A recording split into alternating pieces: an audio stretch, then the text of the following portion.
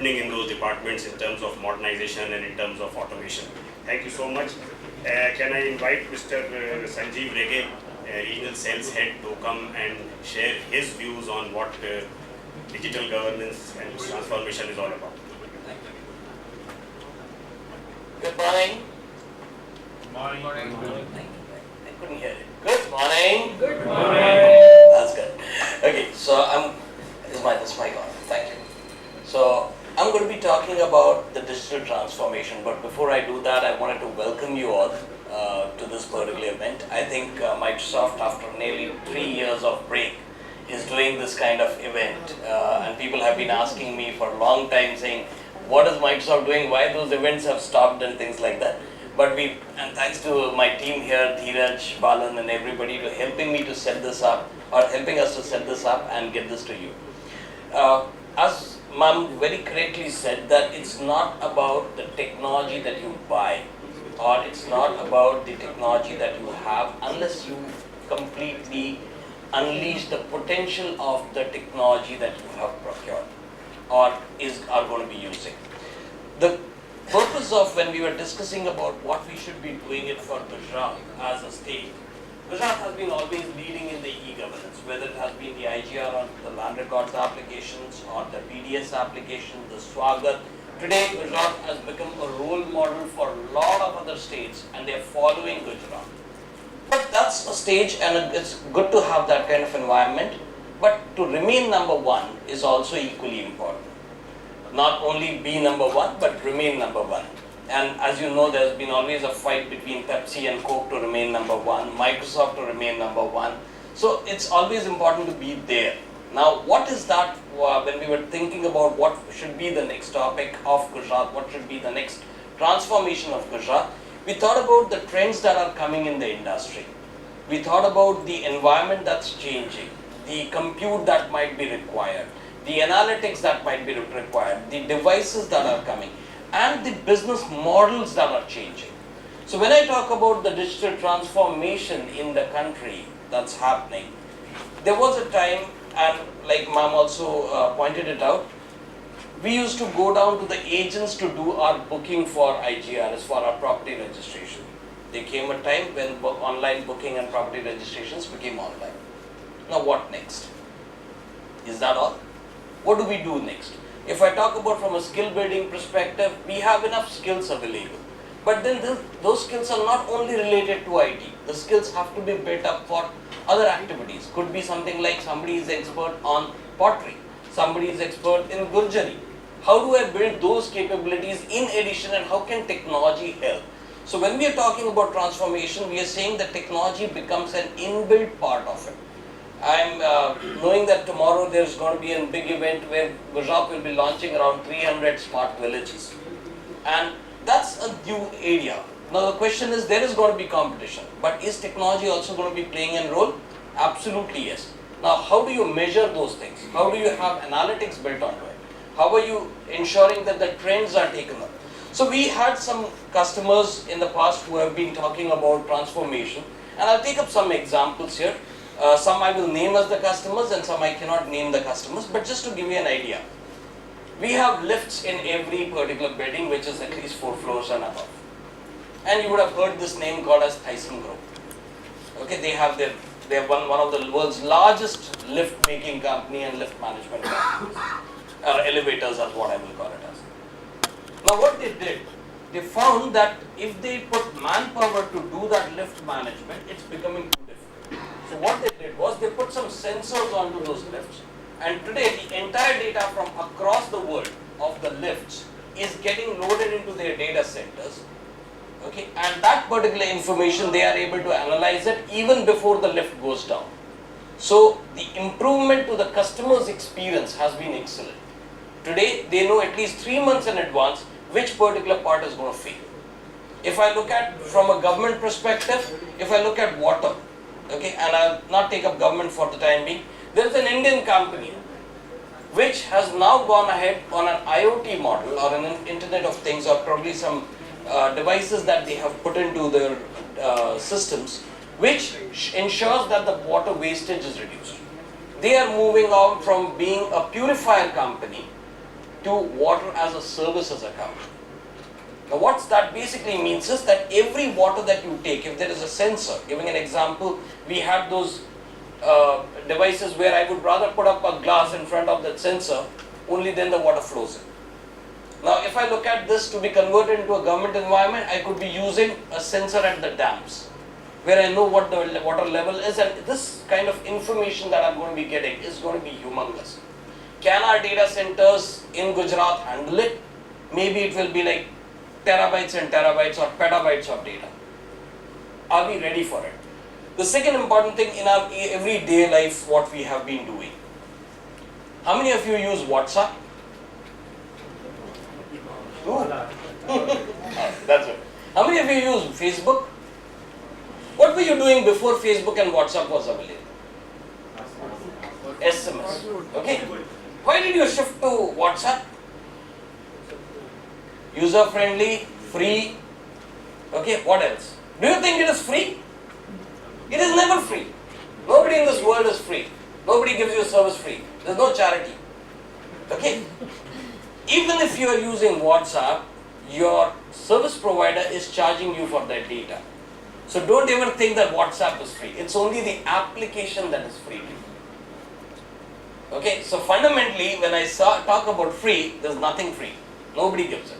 You also don't give anything free of course to your, not even I would say to any of your relatives, even if it is hard cash to be given.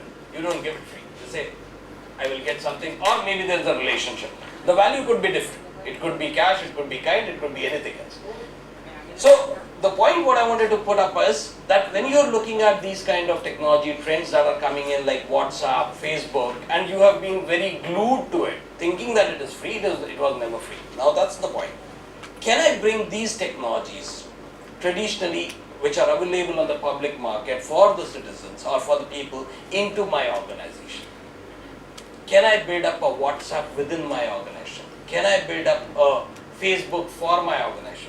I'll give a simple example. I was having a conversation yesterday with one of the IAS officers in Gujarat, and I was asking them that there are so many great things that your organization has been doing, your department has been doing. Where is it getting captured? We all talk about intellectual property. Where is it getting captured? He said, no, they are good people. Someone is a good singer, someone is doing a great job, somebody has changed the process in the government. We appreciate it in an event. I said, and after that what? If I ask you 3 days ago, what did you eat? Probably you don't even remember it. Or 7 days ago, what clothes were you wearing? Okay, exactly, let's say last Friday, what were you wearing? You don't even remember it.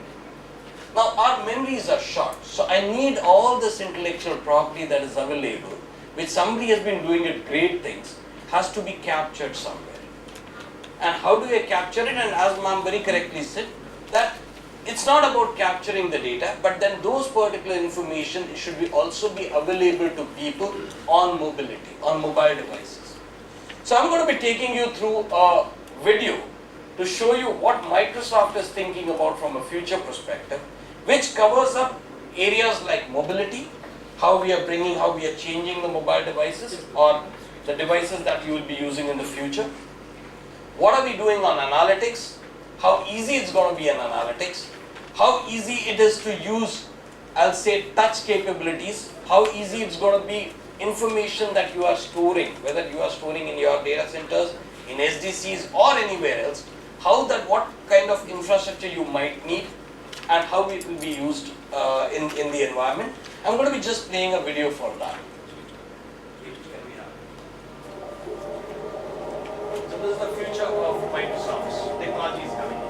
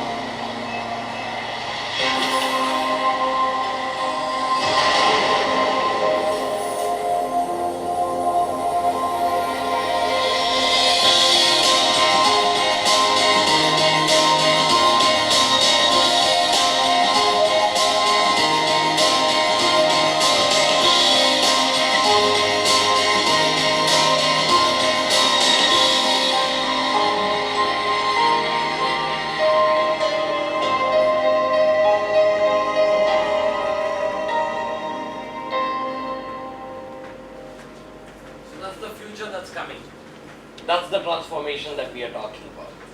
Now, the question comes is, if I'm talking about that productivity, that transformation, there's going to be huge amount of data that's going to be collected. Okay, if I look at today, I see that people saying 16 GB RAM phone पे कम पड़ेगा, 32 GB चाहिए, 8 GB memory नहीं चाहिए, Snapdragon processor चाहिए, and so on and so forth. Okay, why is that?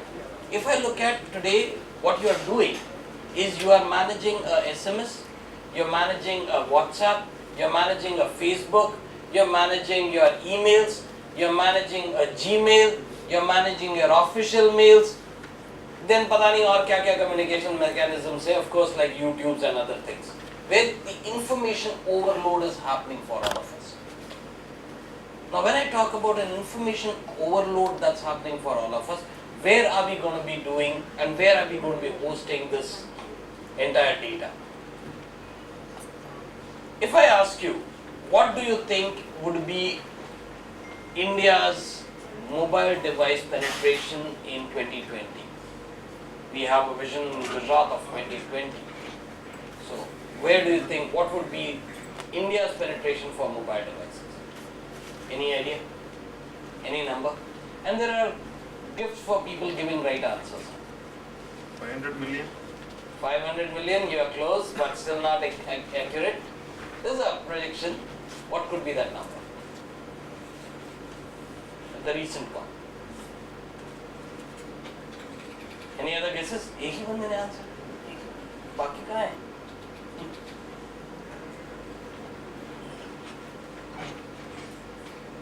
$500 million. Any other guesses?